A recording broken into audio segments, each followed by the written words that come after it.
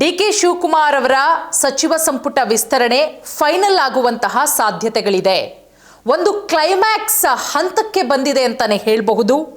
ಹಾಗಾದ್ರೆ ಡಿ.ಕೆ. ಶಿವಕುಮಾರ್ ಅವರ ಸಂಪುಟದಲ್ಲಿ ಯಾರಿಗೆಲ್ಲ ಮಂತ್ರಿಗಿರಿ? ನೋಡಿ, ಮತ್ತೊಮ್ಮೆ ಡೆಲ್ಲಿಗೆ ಹೋಗಿದ್ದಾರೆ ಸಿಎಂ ಡಿ.ಕೆ. ಶಿವಕುಮಾರ್ ಅವರು, ಮಾಜಿ ಮುಖ್ಯಮಂತ್ರಿ ಸಿದ್ದರಾಮಯ್ಯ ಅವರು. ಇವತ್ತು ಬಹುತೇಕ ಫೈನಲ್ ಆಗುವಂತಹ ಸಾಧ್ಯತೆಗಳಿದೆ. ಖಾಲಿ ಇರುವುದು 20 ಸ್ಥಾನ, ಆದರೆ ಆಕಾಂಕ್ಷಿಗಳ ಸಂಖ್ಯೆ ಇರುವುದು 40ರಿಂದ 50 ಜನ. ಆಲ್ರೆಡಿ ಒಂದಷ್ಟು ಜನ ಶಾಸಕರು ಡೆಲ್ಲಿಯಲ್ಲೇ ಬೀಡು ಬಿಟ್ಟಿದ್ದಾರೆ, ಸಾಕಷ್ಟು ಲಾಬಿ ಮಾಡ್ತಾ ಇದ್ದಾರೆ. ಒಂದು ಮಾಹಿತಿಯ ಪ್ರಕಾರ 60% ಡಿ.ಕೆ. ಶಿವಕುಮಾರ್ ಅವರ ಸಂಪುಟದಲ್ಲಿ, ಅಂದರೆ 2ನೇ ಲಿಸ್ಟಲ್ಲಿ ಹೊಸ ಮುಖಗಳಿಗೆ ಮಣೆ ಹಾಕುವ ಎಲ್ಲ ಸಾಧ್ಯತೆಗಳು ಕೂಡ ಇದೆ.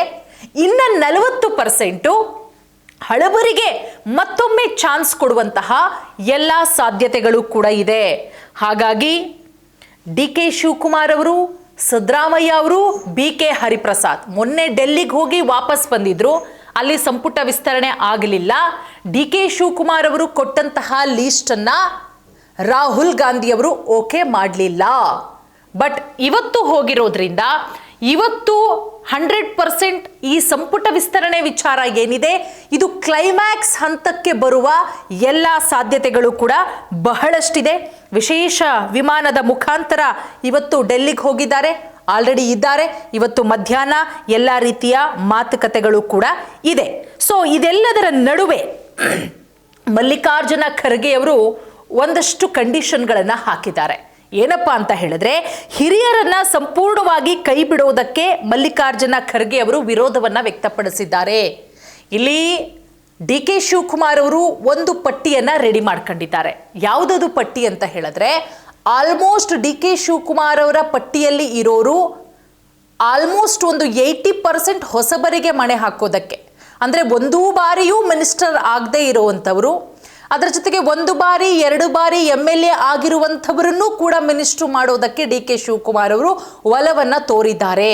ಬಟ್ ಇದಕ್ಕೆ ಮಲ್ಲಿಕಾರ್ಜುನ ಖರ್ಗೆ ಅವರು ಅಪೋಸ್ ಮಾಡ್ತಾ ಇದ್ದಾರೆ ಅಂತ ಹೇಳಿ, ಅಂದ್ರೆ ವಿರೋಧ ವ್ಯಕ್ತಪಡಿಸ್ತಾ ಇದ್ದಾರೆ ಅಂತ ಹೇಳಿ, ಹೊಸಬರಿಗೆ ಹೆಚ್ಚಿನ ಆದ್ಯತೆ ನೀಡೋದಕ್ಕೆ ಕಾಂಗ್ರೆಸ್ ಹೈಕಮಾಂಡು ಒಪ್ಕೊಂಡಿದೆ. ರಾಹುಲ್ ಗಾಂಧಿ ಅವರು ಕೂಡ ಅಷ್ಟೇನೆ. ಅದರ ಜೊತೆಗೆ ಡಿ.ಕೆ. ಶಿವಕುಮಾರ್ ಅವರು ಕೂಡ ಬಹಳ ಉತ್ಸುಕರಾಗಿದ್ದಾರೆ.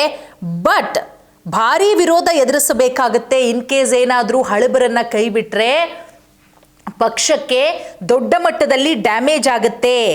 ಹಾಗಾಗಿ ಮಲ್ಲಿಕಾರ್ಜುನ ಖರ್ಗೆ ಅವರು ವಿರೋಧ ವ್ಯಕ್ತಪಡಿಸಿದ್ದಾರೆ.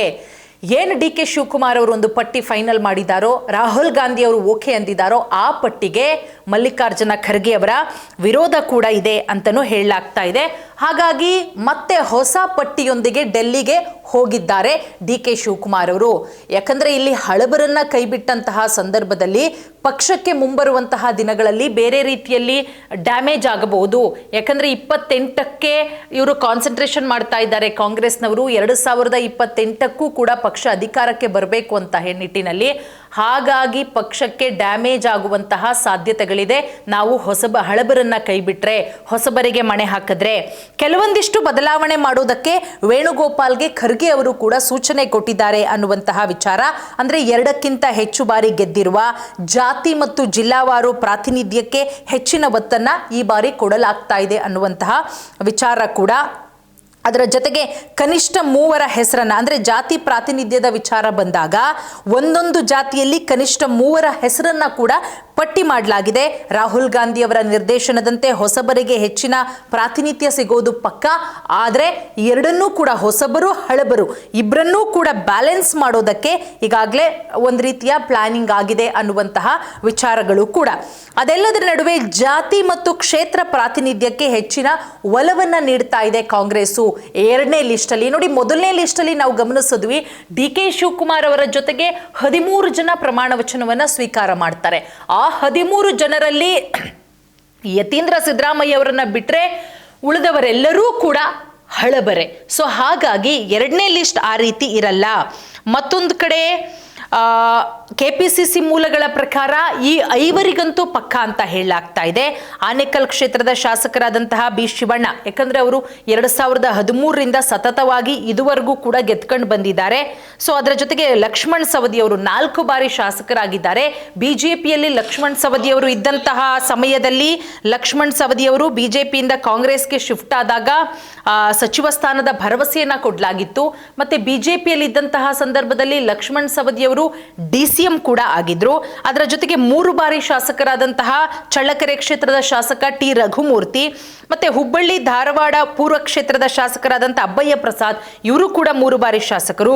ಕಡೂರು ಶಾಸಕರಾದಂತಹ KS ಆನಂದ್ ಅಥವಾ ಮೂಡಿಗೆರೆ ಶಾಸಕಿ ನಯನಾ ಮೋಟಮ್ಮ, ಈ ಪೈಕಿ ಇಬ್ಬರು ಕೂಡ ಮೊದಲ ಬಾರಿಗೆ ಶಾಸಕರಾದವರು. ಜಿಲ್ಲಾ ಪ್ರಾತಿನಿಧ್ಯವನ್ನ ತೆಗೆದುಕೊಂಡು ಅವರಿಗೆ ಸಚಿವ ಸ್ಥಾನ ಕೊಡಲಾಗತ್ತೆ ಅಂತ ಹೇಳಿ, ಮತ್ತೆ ಸಿದ್ದರಾಮಯ್ಯನವರ ಸರ್ಕಾರದ 2 ಇಲ್ಲವೇ 3 ಹಿರಿಯರಿಗೂ ಕೂಡ ಸ್ಥಾನ ಕೊಡಲಾಗುತ್ತೆ ಅಂತಲೂ ಕೂಡ ಹೇಳಲಾಗ್ತಾ ಇದೆ.